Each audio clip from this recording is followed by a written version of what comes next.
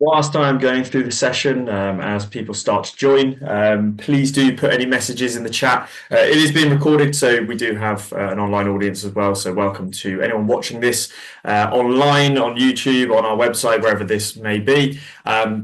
People who are in the meeting live, as I say, use the chat. Please mute yourselves just in case any personal information comes through whilst we're recording.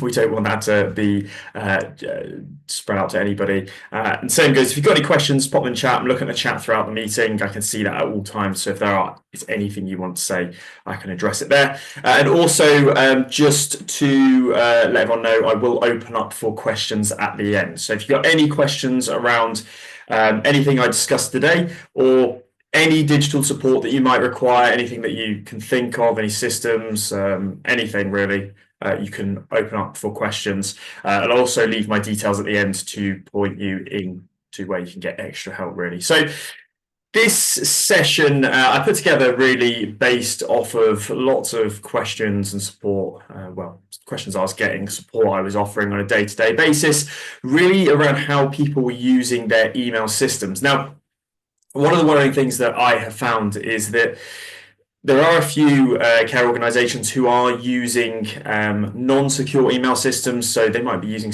free email services with non-secure measures that are in place, or non-verified systems that don't comply with certain legislation regarding the holding of personal information. And obviously that's a worry because it opens you up to cyber attacks. There are obviously holes in your system that can be exploited by cyber criminals. Data can get leaked, and it opens us up to those data breaches. Now, as a care organisation, we do need to comply with certain laws in the UK in how we are handling data and how we're handling people's personal information. And obviously that goes for our organisation, ourselves, our staff, our residents, those we're caring for, our patients, really anyone whose information that we may hold. We need to protect that data, and that is our right. And to do that, one of the ways in which we need to consider is how we're using our email systems. Now, if you're using email systems to share personal data, and again, personal data really can be anything that identifies a person. That is how the GDPR define that. And regarding care organisations, you will be holding what is considered sensitive or special data. That data encompasses those who are vulnerable, and there is a list of criteria that do identify what is deemed special information. And as I say, as a care organisation, it is highly likely, absolutely likely, you'll be dealing with that kind of information. And so we cannot be using non-secure email systems to share sensitive data, personal data. We must ensure that our emails are as secure as possible whenever we are sending information at all about our organisation, but also just in general. You can apply this to your personal life as well. There are measures you can implement to your personal emails to ensure maximum protection for yourselves and that you can share to others. So this can integrate everything, but there are some tools available to you to start to secure your email systems now, or even have an email system that may be available to you. So as I say, I've put this together from all of the different questions I've had, advice I've given around email systems that I come across on a day-to-day basis. So the topics we'll be covering is using NHSMail. That is a email system that will be available to, is available to care organisations, provided you have met certain criteria, like publishing your DSPT, your Data Security Protection Toolkit. If you haven't done that, or you're sat here thinking, what is that? Do not worry, you can reach out to me. I will support you with that. It's a free tool that basically brings everything into one place around securing data and data compliance. So as long as you go through that toolkit and you publish and you've met all the criteria, you will have covered all of those data compliance regulations, laws. You can be confident you haven't missed anything, but also you're confident that you are securing personal data, and your organisation, your staff, your residents, they're all protected because you have certain steps in place. And if you've done that, You can have NHSMail. Also securing other systems. So there are things you can put in place onto just Outlook accounts, Gmail accounts. We're going to use those too. Obviously, if you are using other email systems, similar features can be applied. What I would recommend though, as a care organization, is you do go down looking to get a secure mail system like NHSMail. It is available to you.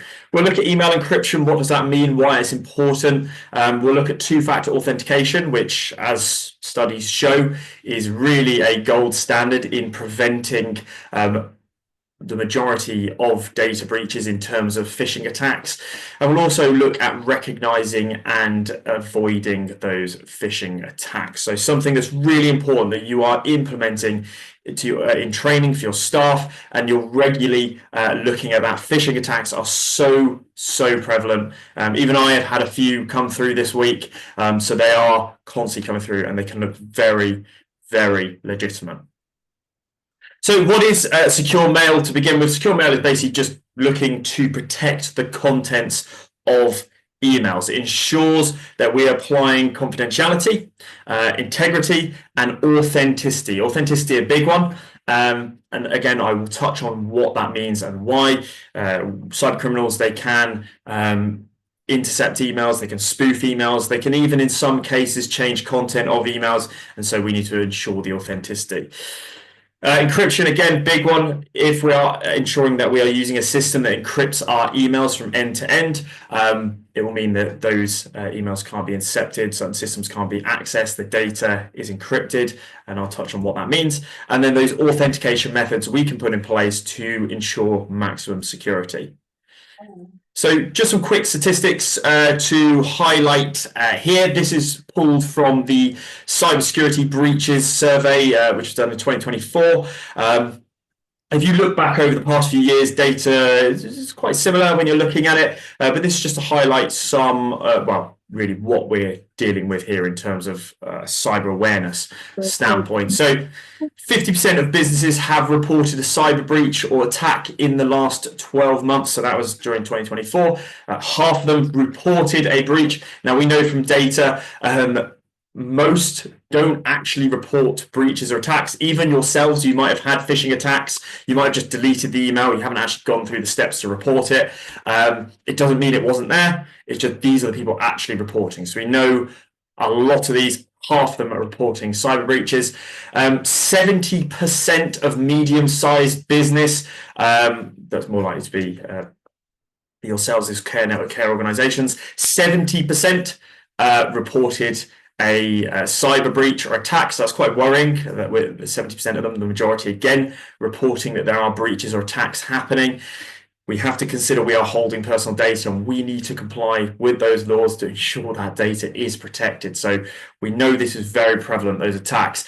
84% of these attacks were done through phishing, which is email attack, where the cybercriminal will send an email. There are various different ways they can do this. They'll usually do it through a process known as social engineering.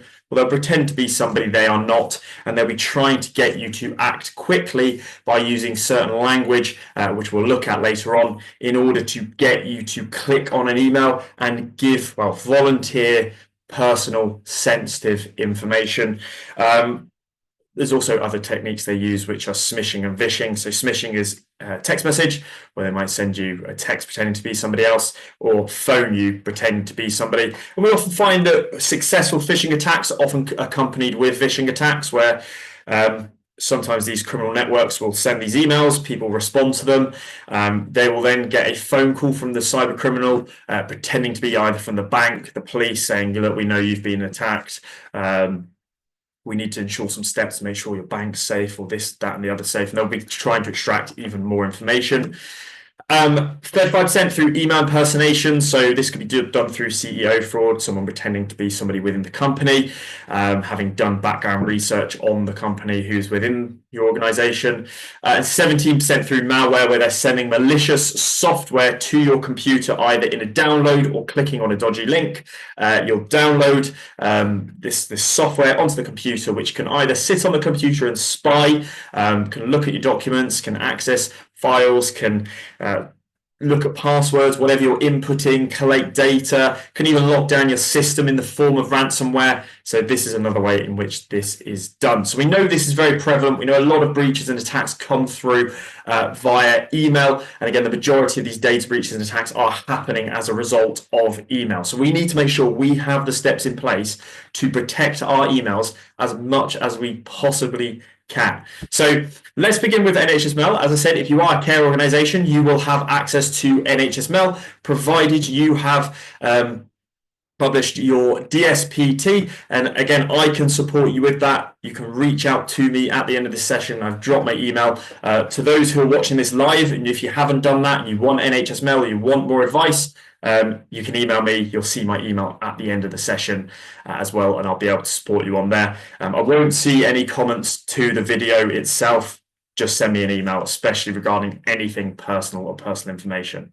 So what does NHS email give you? Well, firstly, there is secure, encrypted email communication. So what it does is NHS Mail uses something called transport layer security encryption to protect your email. So it allows the safe sharing of personal medical information between care homes, NHS services, and social care providers. So basically, it gives you that end-to-end encryption.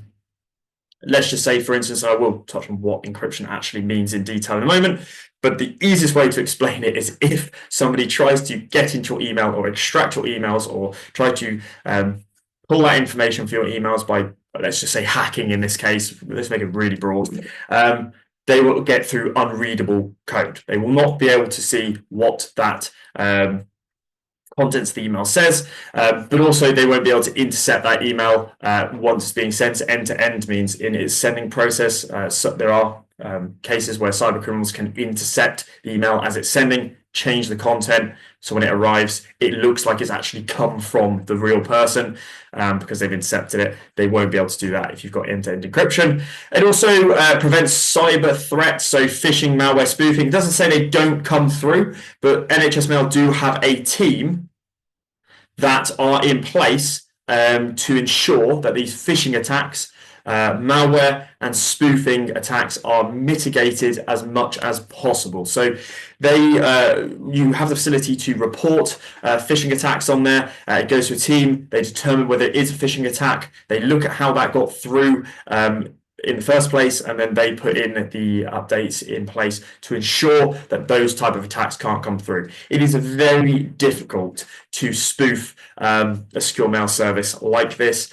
Spoofing is when somebody will create an email that looks very similar to a legitimate email and they'll send you a fake email. Again, these are very difficult to get through because of the measures that have been put in place by the NHS who have provided this service.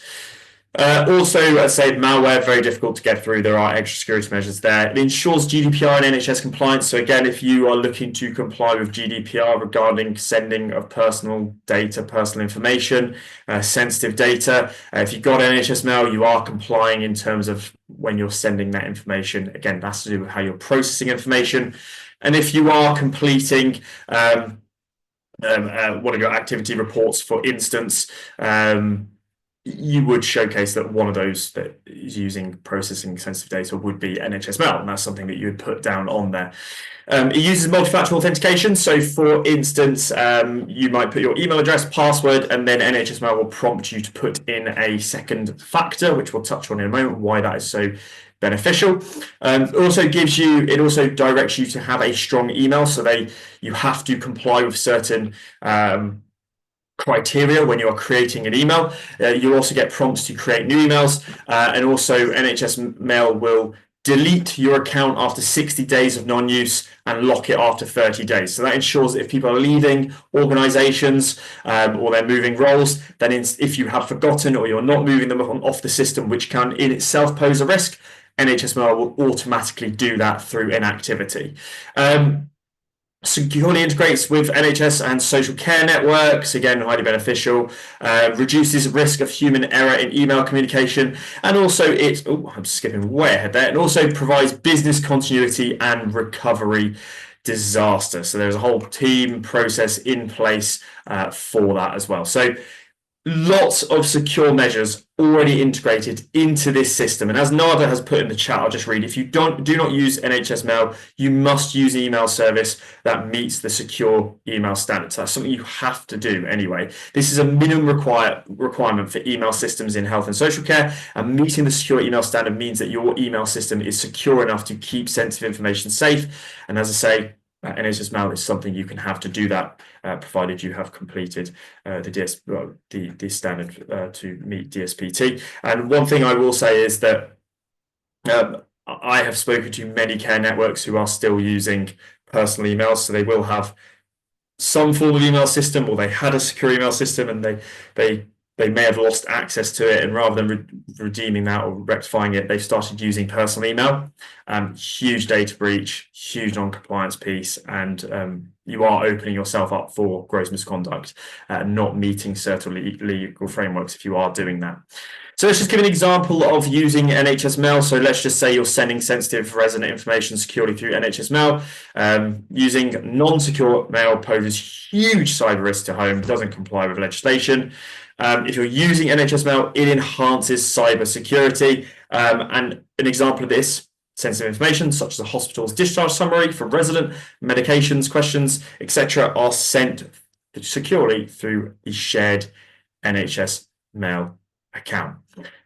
So how do you get NHSMail? First place to check is, one, just check if you actually are on the list of organizations that are accredited for secure email standards. So again, I'll just put a link into the chat. You can click on that. The secure email standard, it will take you through to. You can have a look on there, look up your organization, check if it's on the list, check if you're accredited. But also you can just go ahead and get NHSMail provided you have met certain criteria. Now, again, if you're struggling with your DSPT, if you have not registered, if you have not published, reach out to me. Deadline is coming up at the end of June, so that does need to be done. It can be a lot more simple than it looks. If you do need the help, just send me an email. First thing you need to do, a few steps listed out on the NHS England website. Once you've got a few of the details, so from CQC and the names and mobile numbers of the people that you would like to set up, you can set up to 10 accounts. If you do want more than 10 accounts, you need to give justification for this.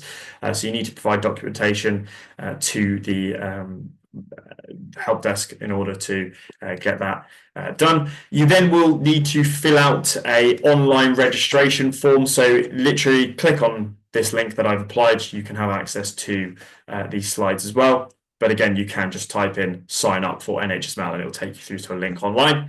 From there, you just fill out the relevant details. It'll ask for a postcode for your site. It will then find your site.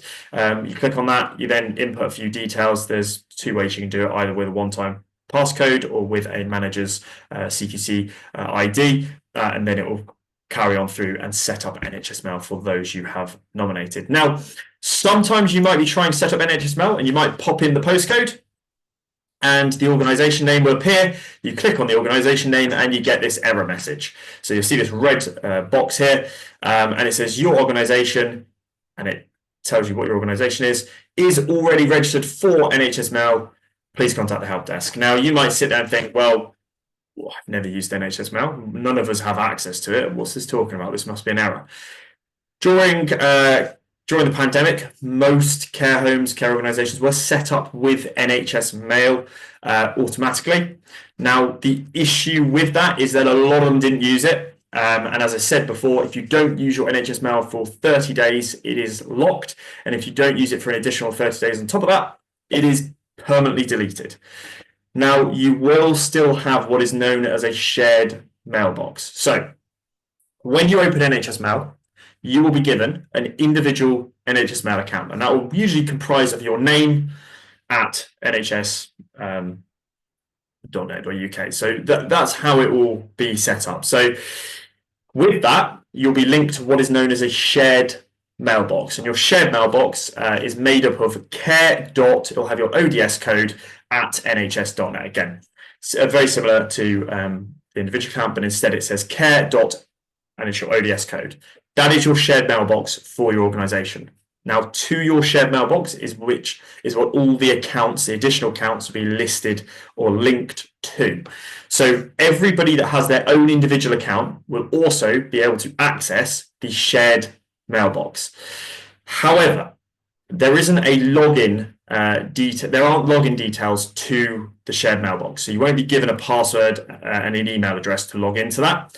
The way to access your shared mailbox is through your individual NHSMail account. So, for instance, let me just pull up my NHSMail. So I've got my NHSMail here. It's just my name, number 8 at nhs.net. Obviously, there are 7 other people with same name as me or had an account similar to me before that. So as you can see, that is my individual NHSMail account. It's my name at nhs.net. Now, you will then be linked to a shared mailbox. So if you scroll above, you'll see our other emails. So I use Outlook for several other emails, including Gmail accounts, etc. In here, you'll also see your shared mailbox, which will say care. With your ODS code at nhs.net. And to access that, all you need to do is log into your individual account, click on, once you've logged in, click onto your shared mailbox, and then you can send and receive emails through your shared mailbox. That's a really good way of centralizing communication. Let's say that 10 of you in your organization have NHSMail. You can all access that shared mailbox and streamline communication so you don't miss emails, and you know which emails have been responded to, and you can put emails in folders through that. But as I say, you have to log in through your individual account. Now, you may get this message because there's a shared mailbox, but nobody has an active account. That means no one can access the shared mailbox. So in that situation, you have to ring the help desk. Now, it says here, please contact via email. If you email them, they will literally direct you to phone them. The reason for that is they'll either say you need to send an email from your shared mailbox for us to service this account, or send an email from your shared mailbox for us to unlock your account. Difficulty with that is if no one has access to their account, no one can access the shared mailbox. So you have to phone the NHS help desk number, the National Service help desk number from your site registered number. You can't just pick up a mobile phone or a personal phone or a non-registered phone and do this. You have to go through their security protocol, which is you have to identify your site registered number. And from that phone, you need to phone the help desk, and then they will be able to activate it or create a new account for you or unlock an account for you, and then you'll be able to access NHSMail. Now, I've listed all the support here. It is a phone number, email address. Again, phone number, if ever you're phoning this, phone it from your site registered number. If ever you're emailing, you need to email them from your shared mailbox, because they won't service you unless you do it through one of their security protocol, which are the 2 that I have just mentioned. So those most common queries which I have put in here are around I'm unable to access my account. As I say, you have 30 days. You have to log in every 30 days. If you don't log in every 30 days, it will be put into a deleted pool.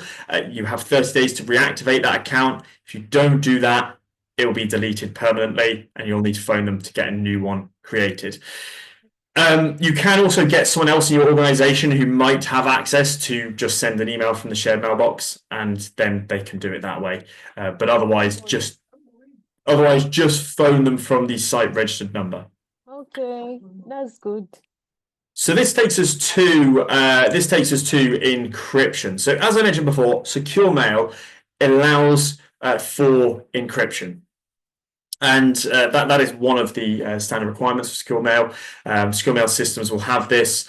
NHSMail has this. What is encryption? Well, basically, encryption works by using encryption algorithms to scramble data into indecipherable format. So only the authorized parties with the right security key, known as a decryption key, can unscramble that data. So how does it work?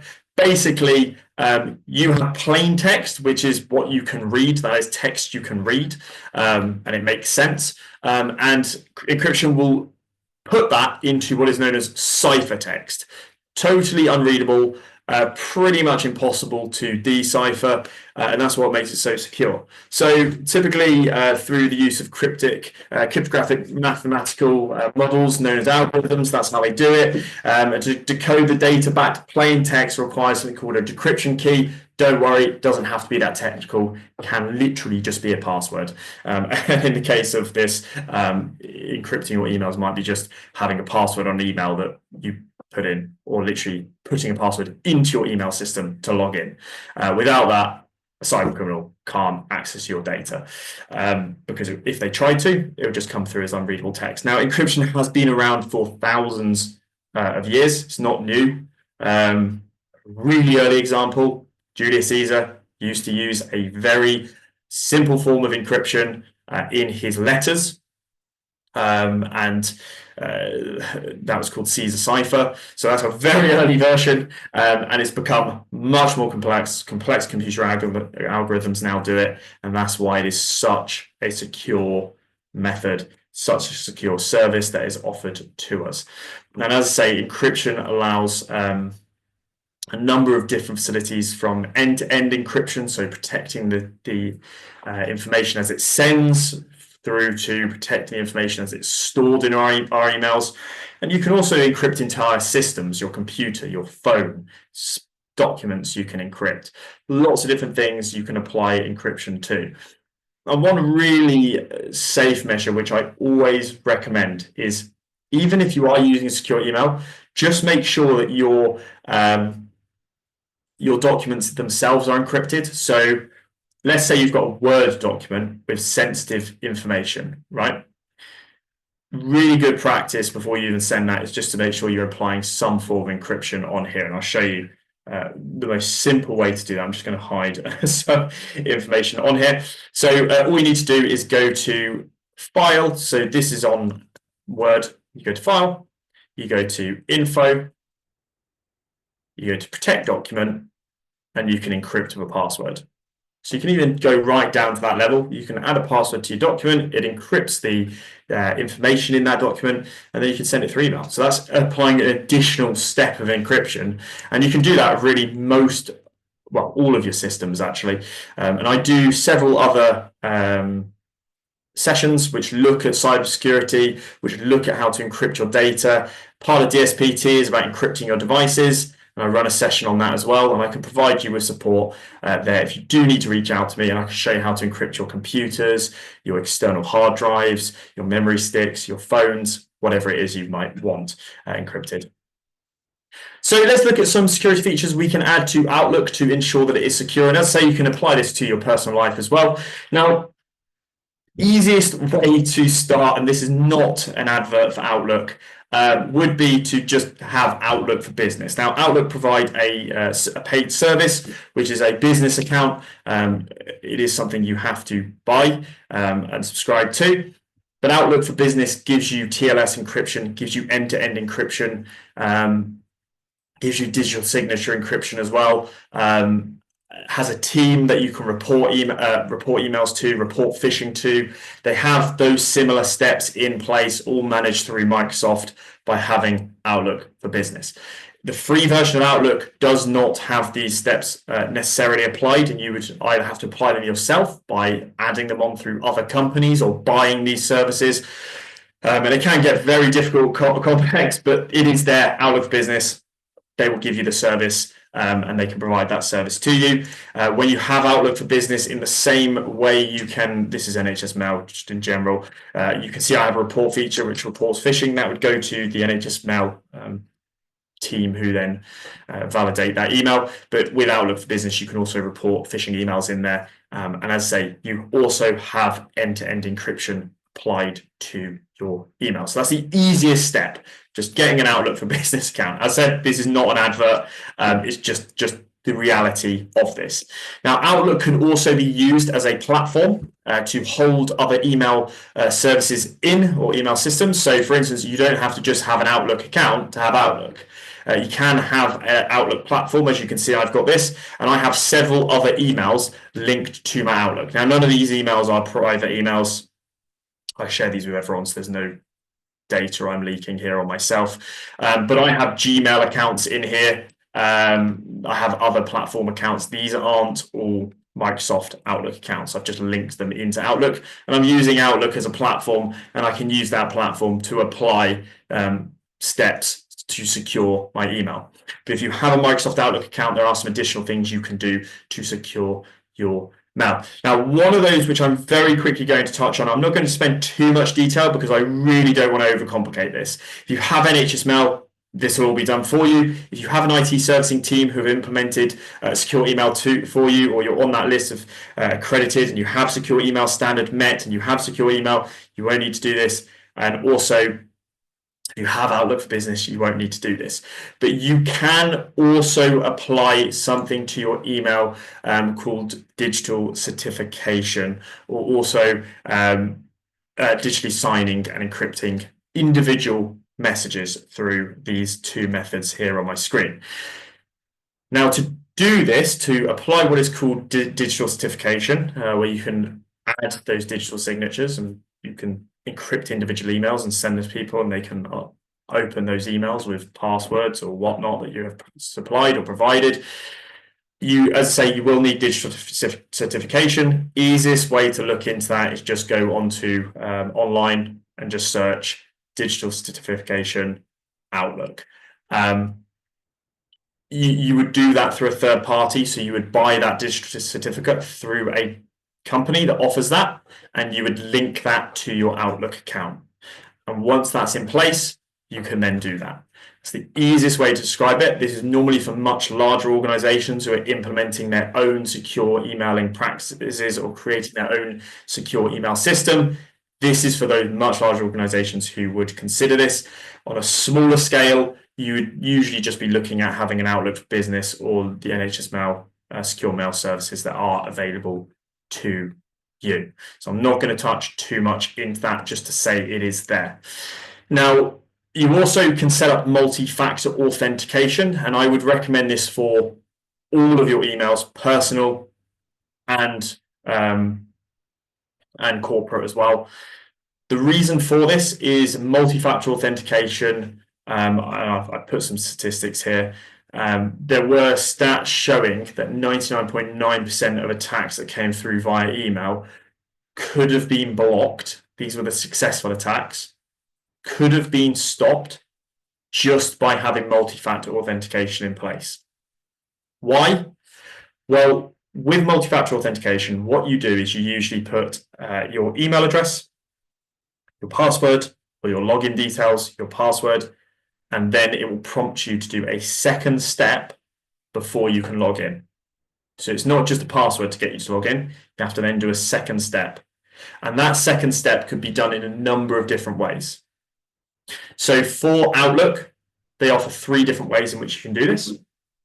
Either you can set it up that you get a phone call to your phone, where you will get an automated voice telling you to press a key on your keypad, and then it will log you in. You might get a text message with a code, and then you input that code into your computer, it will log you in. Or you download the Microsoft Authenticator app onto your phone, or you can have a third-party authenticator app as well in some cases. But there's a Microsoft Authenticator app. You go onto that on your phone, which is an app. It will generate a code, and then it will log you in.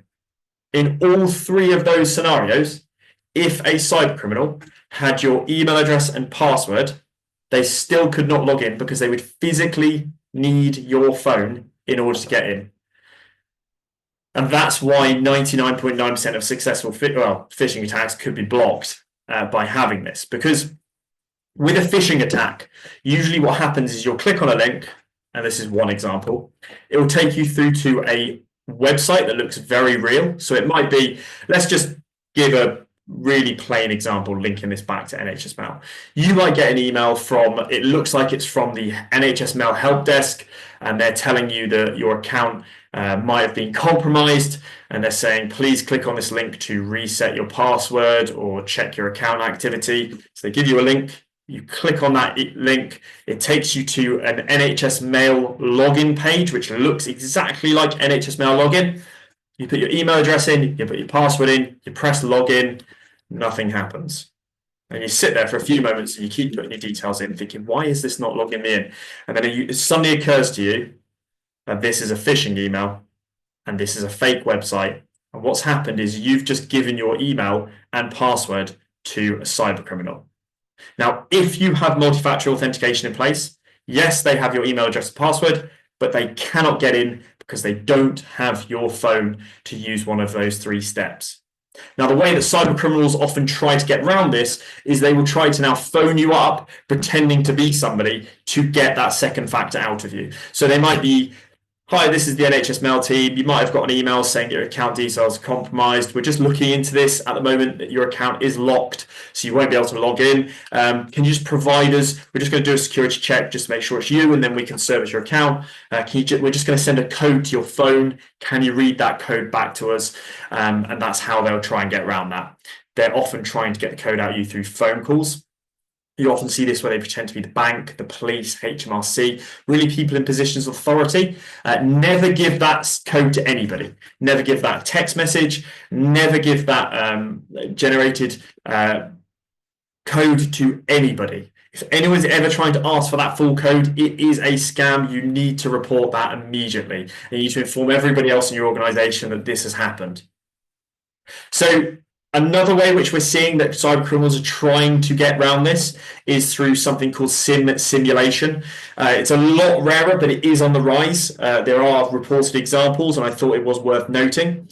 Best practice would be to have the Authenticator app set up as your second factor verification. So the Microsoft Authenticator app. The reason for that is there have been cases recently where, and this isn't related to NHSMail, this is just in general, where cyber criminals are trying to call phone providers pretending to be you. So they might go through a process of stealing your information. And again, there's a whole load of different ways they can do that. They then phone your phone company pretending to be you, and they're trying to get your phone company to send a replacement SIM card out to them. And that way they get hold of your number and they can then get those text messages and bypass multi-factor authentication. Now, very rare, does happen. So best practice is always to have the Authenticator app. As I say, it doesn't matter. Don't panic if you've got the code set up. Just having multi-factor authentication in place, you should have that anyway. As I said, that is quite rare, what I've just mentioned, but it's just highlighting why the Authenticator app is the most secure method. So how do I manage multi-factor authentication in Outlook? This isn't just related to multi-factor authentication. This is just in general. My session has timed out, so just give me a second while this logs in. Again, I won't have any personal data in here. It will just be a phone number, which is on all my emails anyway. That's a work phone number once this actually decides to load. I am waiting on my internet, so bear with me. I'm just going to refresh this page. There is this page called My Sign-ins. What I'm going to do is I'm going to put that into the chat for you right now. That is My Sign-ins. It is really beneficial to have this website saved.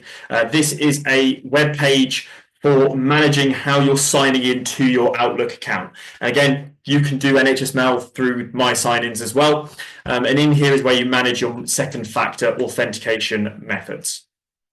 So in here, if you want to add a sign-in method, all you do is you click Add Sign-in Method, and then in here you can add how you would like to have that second factor set up. So if it's the Authenticator app, you would obviously click Authenticator app, and then you would begin by clicking Next. It will then give you a QR code, which you scan on your phone. It will download the Authenticator app onto your phone, and it will set it up for you. So this will walk you through step by step exactly how to do that. If you want to add a office phone, so you can have a second phone. It's always good practice to have 2 phones on there, just in case you lose your phone or you can't access your phone number or something happens of that nature, just so you have that additional way to log in. But this is how you manage it. You can delete your second factor authentication methods as well, and you can also change your phone numbers on here. But then My Sign-in, really useful site, and that is where you can manage that multi-factor authentication. So let's go over to Gmail, another very commonly used email service, one that I use as well. I do use my Gmail in both Gmail and Outlook. I've added my Gmail to my Outlook. Few different methods you can use to secure your emails in here. So one is turning on multi-factor authentication. Again, just like I've mentioned, really secure. There is a great website from the National Cybersecurity Centre, which I will just send into the chat as well. For those watching online, just type in top tips for staying secure online, National Cybersecurity Centre. And in here, they go through what is multi-factor authentication, why you need to set it up, and they also show you how to turn it on different email services, so Gmail, Yahoo, Outlook, AOL. If you click on these links, it will take you to those pages and it'll walk you through how to set up multi-factor authentication, also on social media and also on other accounts that you might have. So you can set this up on most of your accounts. Again, I would always recommend that you have multi-factor authentication, and definitely for email. It is an absolute must. But as I say, I put the link into the chat how to set that up, and for Gmail, you can also have multi-factor authentication set up. If you just click on that link, it will take you through to your Gmail account page, and then you can add in the account security measures. As I say, it will walk you through in there. Now, another real benefit to Gmail is you can review recent sign-in activity, so you can actually monitor what's going on. Now, you might get prompts to your phone every now and then when you're logging into Gmail on a different computer, just asking you to verify if it's you. But this is really good just to check if your account has been compromised. So, for instance, let's go to, I'll make sure I've got the right web page here. So in here, the page is called Your Devices. It's the Google account. So when you just literally log into Google account, so go on Google, type in Google account, you'll log in, it'll give you a list of different options. One of those is your devices. In here, you can see which devices have been logged in the last 28 days. So I'm not going to scroll down just because it will expose lots of my own personal data. And in a secure mail system, that would make no sense. So the one that I will show you is right now it's saying that 2 Windows computer recent ones have happened. So for instance, it's telling me that right now someone is logged in on my computer. That's true because I'm doing this session right now, so I know I'm actually logged in on that. And it's also showing me that it was logged in on yesterday. And if you want more details, you just click it. It will show you where it was logged in, when, and how. So it'll give you a full breakdown of all the information. So if you see something on this list, you can scroll down, go through the last 28 days, and there's a few that don't look right. You can click on those and see which locations they were logged in on, when, and that will show you if your account has been compromised. Really useful system on there. Also, Google prompts you to build a strong password. It also has a built-in password manager. So if you have a Google account, this will be linked to Gmail anyway. So if you have a Gmail, you'll have a Google account. With Google, whenever you're on let's say their browser, so Google Chrome. If you ever try to go onto a website and create an email, it will automatically auto-generate emails for you that meet those secure password, emails, generate a password for you, which meet those secure password standards. So it will be a very secure password, and that will then store inside your Google account. So you'll have all your passwords for your website stored on your Google account. So technically, the only password you need to remember is the one for your Google account in order to access those passwords. That's why it's a good idea to have multi-factor authentication on your Google account, especially if it's storing all those passwords, to make sure they're all secure. Within the Gmail settings, so if you go into settings on Gmail, I will try to show you this without exposing any of my details. I'll just show you where it is. I'm not going to open this up, but up here at the top of the screen, you can see there's this cog. If I close this, it will show my emails, which I'm not going to do. But if you click on this cog, from there, you have a list of all of your settings. You've got privacy settings in there, loads you can do. You can do things like enabling enhanced safe browsing. You can also set permissions up for sending and receiving emails. There's also a setting in there which enables you to restrict images. So you literally go in settings, you'll see on that page, there'll be one that's around restricting images. Now, the benefit of having that turned on is that what happens with cyber criminals is they will usually send you malicious links in image form, or send you lots of imagery that looks very real, trying to get you to click on links. Google will block most of the content to keep it safe. So basically, you just read a synopsis of what the email is rather than seeing all this imagery, all these links. And by clicking on that, it normally blocks the links, the images, and that's one way to secure those emails at first point. Because what cyber criminals are doing is they're using social engineering to get you to click on a link quickly. If all of that noise is removed, it's unlikely you're going to click on it. Also, they allow for secure email checkup. So I will just click on this. So yeah, there's nothing private there. But again, in your Google account, there's an area called security checkup, and Gmail, and I won't scroll down again because it will show a lot of my personal information. It will show you step by step the measures you can put in place to ensure your Google account, your Gmail account are as secure as possible. And when there's new updates, you will get new security prompts on here. When things are outdated, you will get security prompts on here. And this is something you can integrate if you're using Gmails to say, once a month, I will check this. And then you can go through and implement those steps to ensure it is as secure as possible. And then finally, you also have secure recovery, email, phone, software updates, MFA. I've already touched on those. But how do you encrypt your emails in Google? There's a really simple way you can add encryption to your emails, and I'll quickly show you what that looks like. So when you go to do a new message in Gmail, you have the option to add something called confidential mode. And right here it says toggle confidential mode. So if I click on toggle confidential mode, it's this, you can see it's this padlock with sort of a clock in the corner. If I click on that, this will add email encryption to my email. And you can set how long this email is encrypted for. So you can even say if it's really secure, I'm going to make sure this encryption is applied to this email for the next 5 years if people are going to store it and not delete it. And then you can choose to set a passcode on that email, which encrypts the content. And then whoever you send it to would need to put that password in order to open the email. So as I said, to do that, you just click on toggle confidential mode right here. So I just want to finish off the session by just looking at some phishing attacks, how to avoid them. I'm doing a full session tomorrow on those cyber attacks, recognizing phishing attacks anyway, where you can get some resources from for that. But there are some very simple steps that we can look out for in order to protect ourselves from phishing. As I said, it is the way in which most successful attacks get through are through phishing. I've used a few emails from a website called Hook Security. So I've just literally copy and pasted these. They provide loads of examples of phishing attacks on different platforms. So the first one we're looking at is a Microsoft phishing attack. So we'll just go through what's suspicious about this. These are ones that look very real, and we'll highlight what we can look out for to find out if they're real or not. So the first thing I always say to look out for is the title of the email. Usually phishing attacks are done through social engineering, so they'll get you to act in a fearful or urgent state to just quickly click on an email. Nothing here really looks too obvious. It just says Microsoft account password change. I mean, yeah, that's enough to say, okay, I haven't changed my password. Why has this appeared?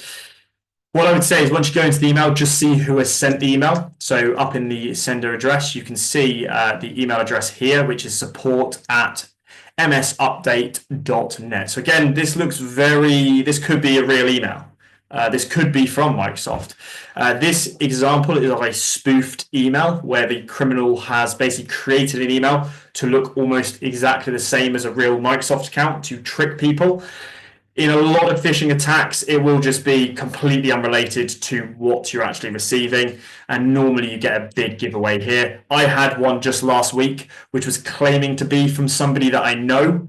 But when I looked at the sender email address, the name in the sender email address did not match the name of the person I knew. And that's how I knew it was a phishing attack. Next thing I look out for, so these two so far, no real alarm bells ringing. So we still need to look at every bit of this email. This is what I always say, just check everything.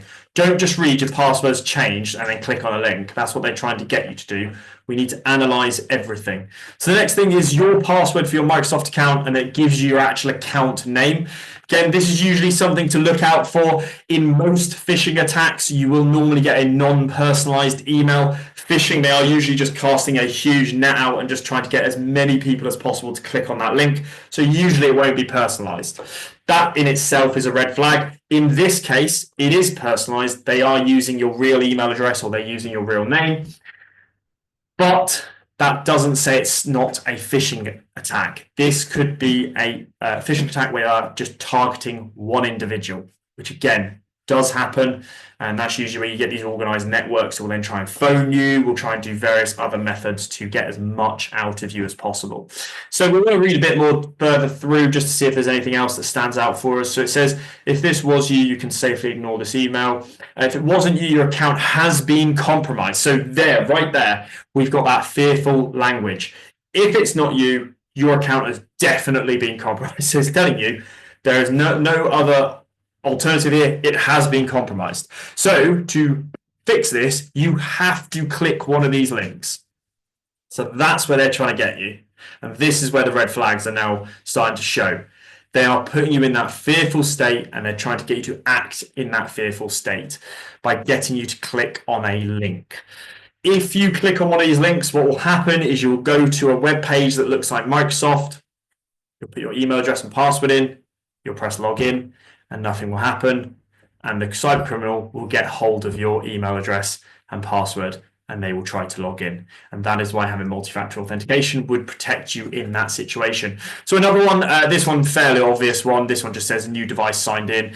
They've just used a basic template for this one. So as you can see, they haven't actually inputted your name. They forgot to input the email, and they also forgot to input the year. So they've just literally used the template, and they've been very lazy with this, and they've just sent it. So big red flag. So if you're seeing things like this where they haven't actually inputted all the details fully, this is a template. Again, they're just trying to get you to click on a link in this one too, but the red flag is immediate on that one.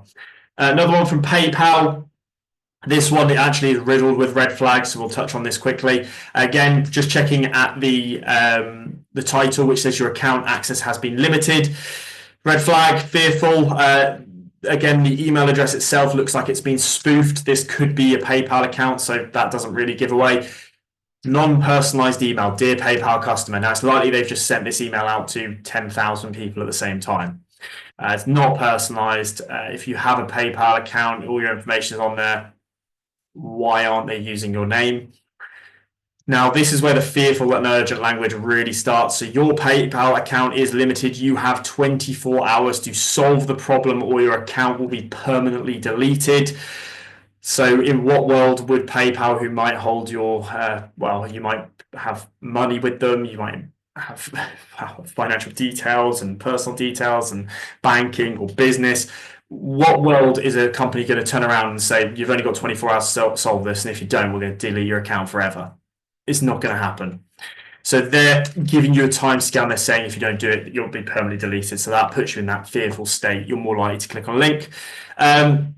More red flags. We believe that your account is in danger from unauthorized users.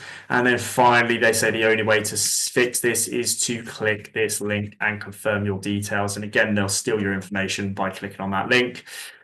Again, another big one, Apple here, they've just used a template, haven't inputted a name, big red flag. And you can just look for very small things like this from official companies. It's very unlikely you're going to get that. And they're also saying, based on the details you provided, we think the following might be helpful. Well, you wouldn't have provided the details. It's saying a case has been raised, and then it's telling you to click on a link. And then final one I wanted to quickly show you here, this one, a LinkedIn one. This is just to highlight how the sender email is nothing like the email you're receiving. So this one is claiming to be from LinkedIn.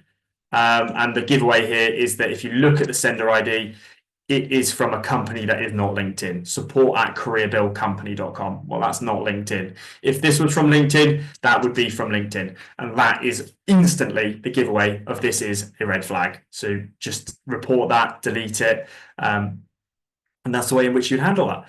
So that does take me to the end of the session. If there is additional support that you do require, I can provide that. I can support you in looking at if you are accredited with secure email, or if you want NHS secure email, I can go ahead. I can support you with setting that up or checking that. Just need to reach out to me. I have put my email at the end of this session, so I will quickly go across. I will show you that email right now. So just here, this is my email address, sam@sussexdigitalteam.co.uk. If you need that additional support, that goes to, if you're watching online or got any questions, just drop me an email rather than putting a comment on this video. Send me an email to there.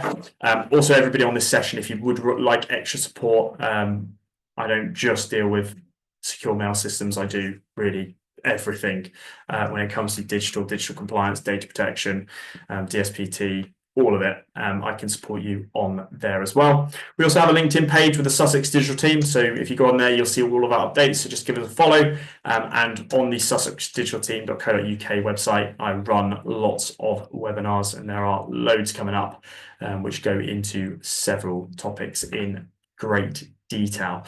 So that's everything from me. Thank you very much for coming along today. We'll open up for any live questions. Nada, is there anything else you would like to add?